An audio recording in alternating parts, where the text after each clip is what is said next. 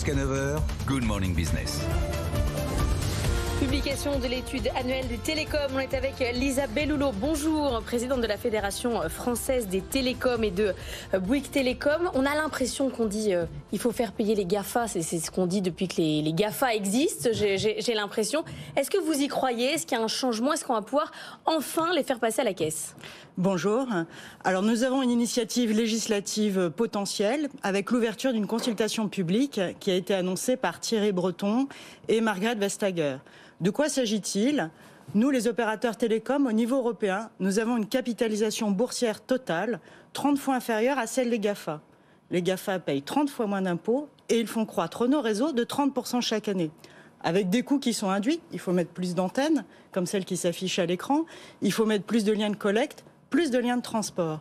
Alors comment les responsabiliser? Quand l'eau coule gratuitement... Ce que vous dites, en fait, c'est qu'aujourd'hui, parfois, en période de pic, 80% des réseaux télécoms que vous avez construits et dans lesquels vous avez investi sont utilisés par les GAFAM, notamment par Netflix ou les autres services qui utilisent de la bande passante. Et vous dites, c'est pas normal que nous, opérateurs européens, on mette des dizaines et des dizaines de milliards d'euros d'investissement tous les ans et que les GAFAM utilisent gratuitement quasiment nos réseaux. Effectivement, ils dimensionnent nos réseaux avec cette occupation de la bande passante à 80%. C'est-à-dire que vous courez après eux en permanence pour leur fournir des capacités. En permanence, nous devons fournir des capacités avec des effets induits économiques, environnementaux, de sobriété. Donc il faut un signal tarifaire. De la même façon qu'il y a un signal tarifaire pour l'usage de l'eau, il faut qu'il y ait un signal tarifaire pour l'utilisation de nos réseaux, avec peut-être un péage, pour que l'utilisation de notre bande passante soit optimisée. Je vais me faire l'avocat du diable, l'avocat des GAFAM. Est-ce que les clients ne payent pas déjà, quand on paye son abonnement Internet, on paye la capacité de réseau, après on en fait ce qu'on en veut. Si on veut regarder du Netflix chez nous, on a payé pour la capacité.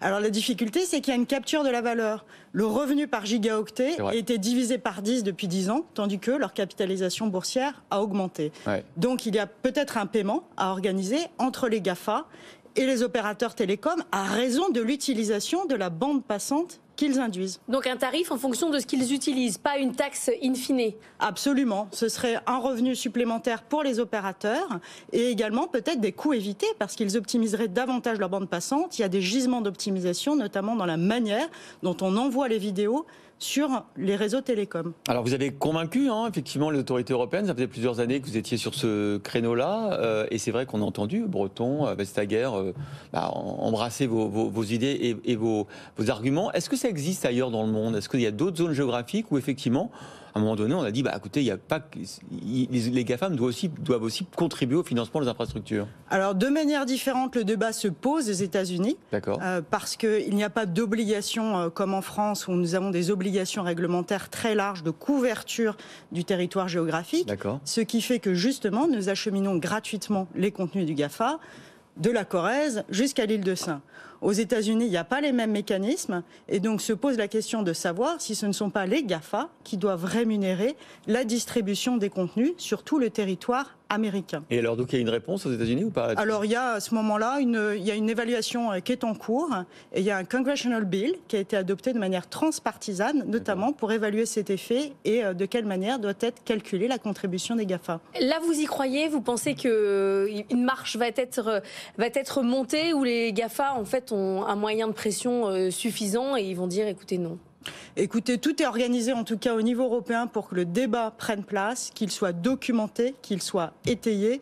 Donc nous espérons que l'année prochaine, à l'issue de la consultation publique, nous ayons véritablement une initiative législative.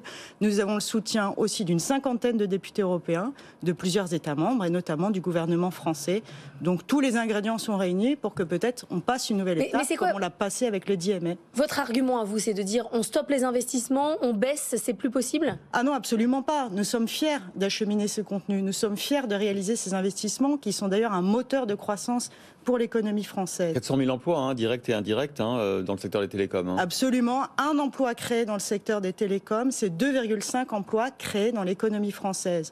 1 euro investi dans les télécoms, c'est 6 euros pour la croissance française. Donc nous sommes des contributeurs nets à la croissance, des contributeurs nets à l'emploi.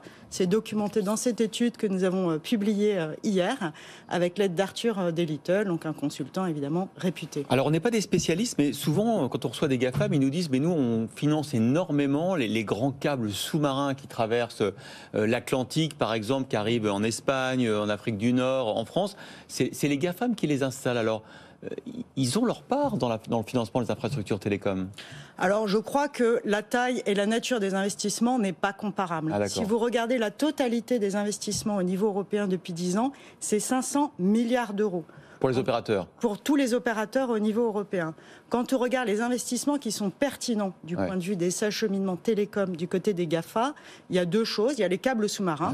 Et ils investissent en général en consortium. Et en général, ils desservent des continents entiers, c'est-à-dire non seulement l'Europe, mais aussi l'Afrique, et les serveurs cash. Et si on regarde ces investissements, c'est 750 millions d'euros. 750 millions d'euros versus 500 milliards d'euros. Et moi, je parle d'investissements récurrents. On est obligé chaque année d'investir, alors qu'eux, ils investissent dans des investissements, donc des câbles sous-marins ou des serveurs cash qui durent plusieurs dizaines d'années. Donc les ordres de grandeur ne sont absolument pas c'est à ça que sert l'étude, c'est pour remettre les ordres de grandeur dans le bon ordre. Merci beaucoup Lisa Belloulot, présidente de la Fédération française des télécoms, secrétaire générale de Bouygues Télécom, d'avoir été notre invitée ce matin.